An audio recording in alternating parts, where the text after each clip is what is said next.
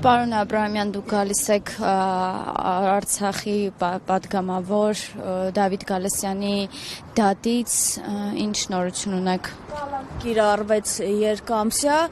արդյոք կարող ենք արդեն ենթադրել, որ մնացած բոլորի պարագայում եւս այս սցենարն է գործելու, այսինքն խնդիր ունեն այս պահին ուղղակի այս մարդկանց անազատության մեջ պահելու։ Նախ այն գործերը, որոնք ընթանում են այս պահին դատարաններում, որևէ հիմնավորվածություն չունեն, վերջին Դավիթի Գալստյան վերաբերող թեմային, ոչ փաստերը ներկայացված, այդ ձայնագրությունները, որոնք տենց բոլոր իշխանական դեմքերով տարածում են, օրինակ Դավիթին վերաբերող որևէ հատված չի եղել,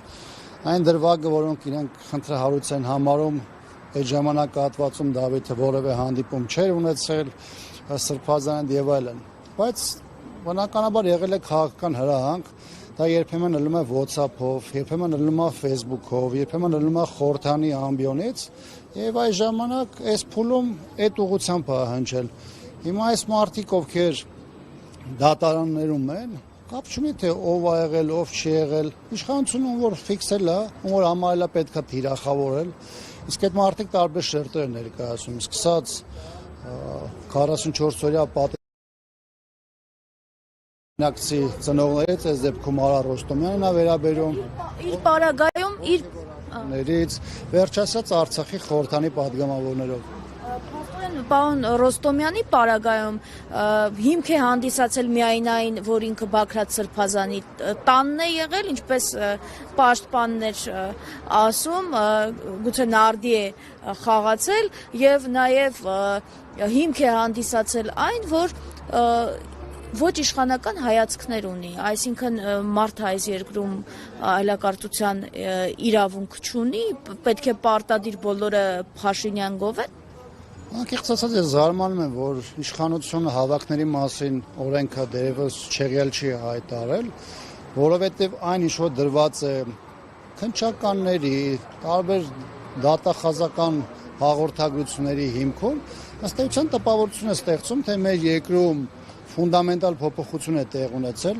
մարդու իրավունքները բլոկը առհասարակ հանվել է համադրությունից, իսկ մարդկանց դրա մասին պարզապես տեղյակ չեն պահել, որովհետև թիրախավորված մարդիկ որևէ առնչություն չունեն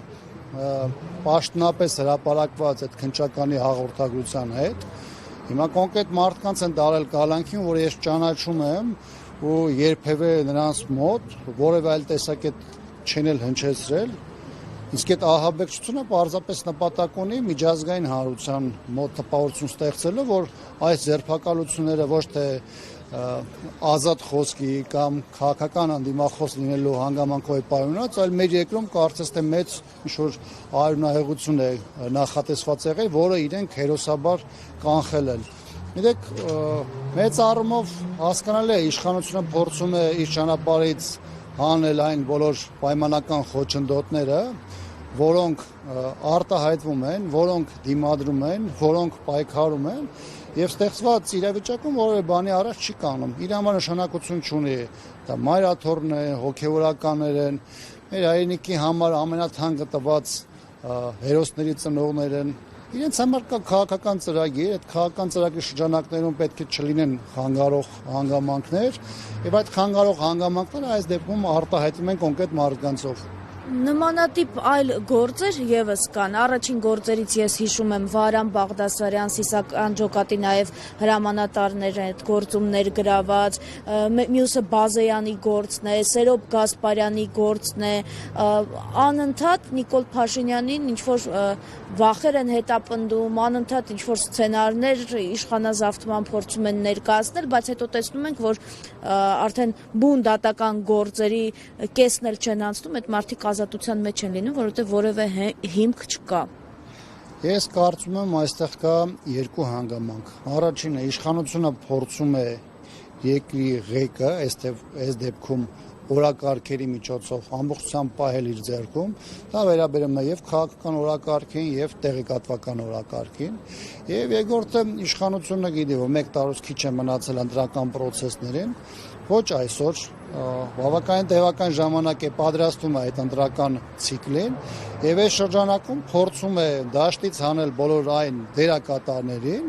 որոնք որևէ ձևով կարող են իրենց քաղաքական գործունեությամբ եւ իշխանության նկատմամբ իրենց պայքարի, այս դեպքում շեշտում եմ սահմանադրական ճանապարհով պայքարի միջոցով կարող են որևէ ձևով խնդիր առաջացնել։ Հիմա այս ճանապարհին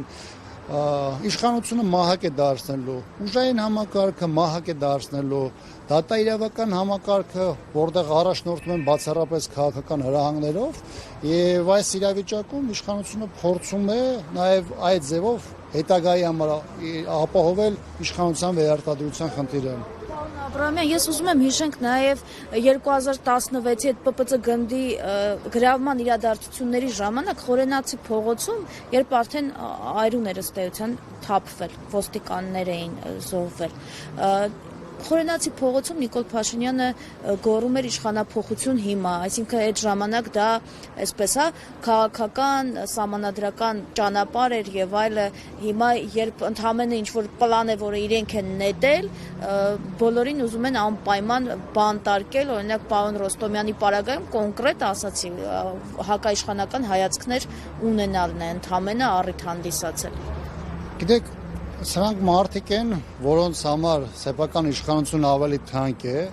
կամ իրենց երկիրը, հայրենիքը, սեփական ժողովուրդը, եւ այս պարագայում դրանք հապարտորեն են ասում դրա մասին, որ իրենք պատրաստ են ամեն ինչ անելու, իսկ նրանց համար օրինականություն, սահմանություն գոյություն չունի,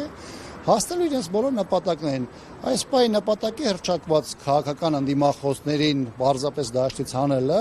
իսկ մնացած պոտենցիալ ուժերին էլ այս տեսանկյունից նաև որոշակի վախի մտնում